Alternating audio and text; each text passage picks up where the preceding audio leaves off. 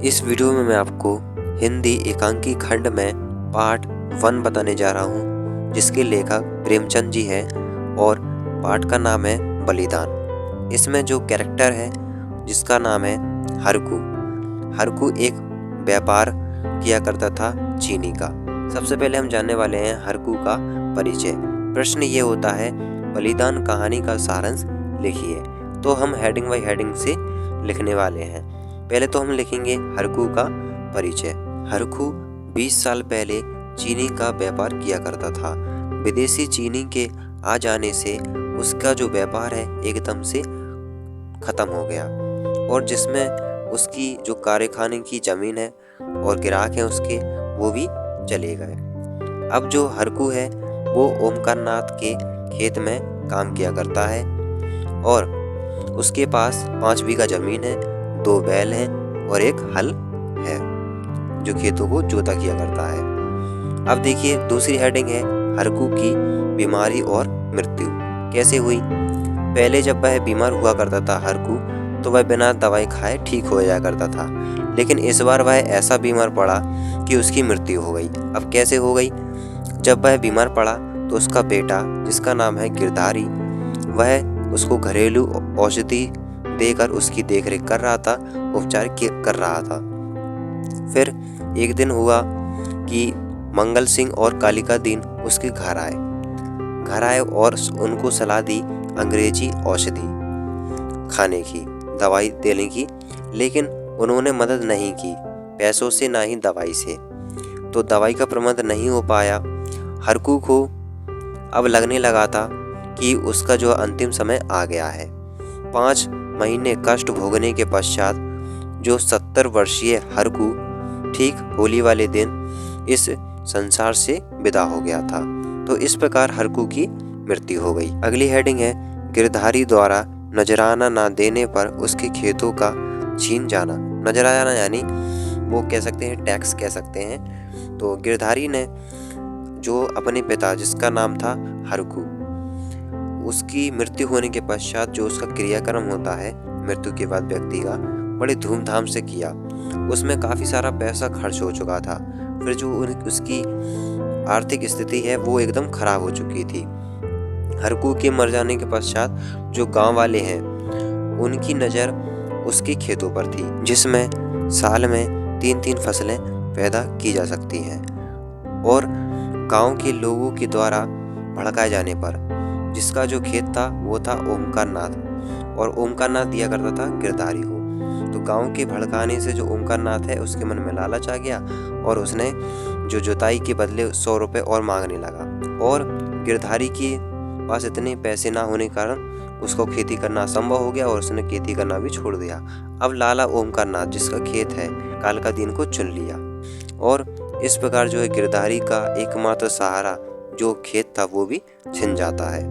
अगली हेडिंग है गिरधारी की पत्नी, जिसका नाम है सौभागी, का उग्र स्वभाव, यानी कैसा उसका स्वभाव होता है जब इतना सब कुछ हो जाता है। गिरधारी की पत्नी सौभागी जो बैठने वाली स्त्री नहीं थी, वह क्रोध से भरी हुई थी और वह पहुंच गई कालिका दीन के पास, उसके घर, क्योंकि कालिका दीन को ही जमीन मिल गई थी गिरधारी के बाद। तो फिर वह उसकी पत्नी से लड़ने लगी। बहुत लड़ाई हुई, झगड़े हुए। खेत को कौन जोतेगा, सौभागी कहती है। पड़ोसियों की शिकायत पंचायत में करती है और कालिका दीन की पत्नी से रोज लड़ती है। अगली हेडिंग है मंगल सिंह द्वारा गिरधारी के बैलों पर कब्जा करना। मंगल सिंह की आंखें गिरधारी के बैलों पर थीं। गिरधारी तुलसी बनिए का कर्जदार था, यह बात जानता था मंगल सिंह। तो मंगल सिंह ने उकसा दिया तुलसी बनिए को, यानी भड़का दिया। गिरधारी के घर पहुंच गया तुलसी बनिए, तभी आ गया मंगल सिंह भी। तो तुलसी बनिए ने अपने पैसे मांगे गिरधारी से। तो फिर मंगल सिंह ने उसे और डरा दिया, किसको? गिरधारी को, कि वो है पैसा मांग रहा है और तुम ऐसा करो कि तुम्हारे जो बैल हैं मुझे बेच दो।